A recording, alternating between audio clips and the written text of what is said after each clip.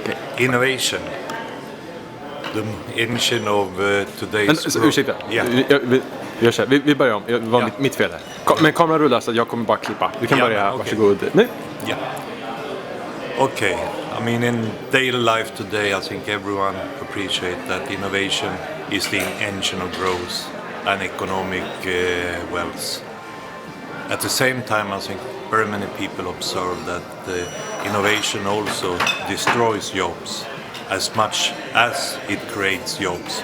It seems to be. But this has always been the case. It's just that the pace of the growth and of the innovation has increased considerably. I mean, in the beginning of in the 19th century, I mean, in the first industrial revolution, something like 90% of farmers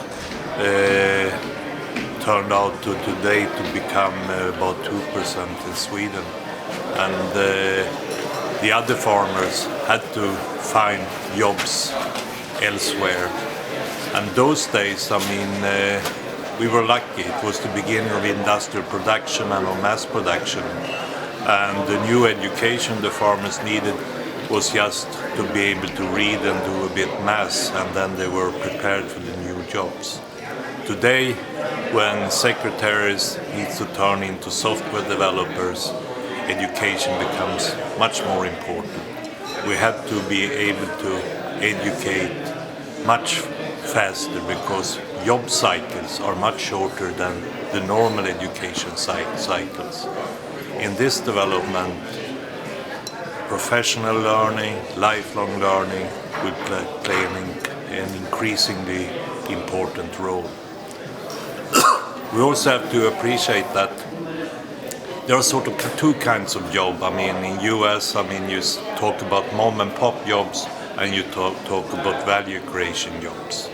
And the ones we really are in the need of is the value creation jobs that can scale up from innovations to become global products or global services. Those will create new job markets. The mom and pop jobs in number and importance are equally important, but they are sort of not scalable in that sense. They are, if you look at the categories of new jobs in US, most in demand, there is one from the value creation part, which is software developers. There is one from the mom and pop jobs, which is care about elderly. And we have to find a way to promote both of these. And then, again, education will become the key. And today, I mean, in politics, too much of the political reasoning behind creating new jobs is just from pure economical reasons. If you lower taxes and if you had lower the what you get when you are jobless, you will promote the incitament for trying to get new jobs. That works for a while, but right now we're entering in where education will be the most important part of life if you want to keep on to have a job, if you want to make a career, and if you would like to ride on the wave of new innovations.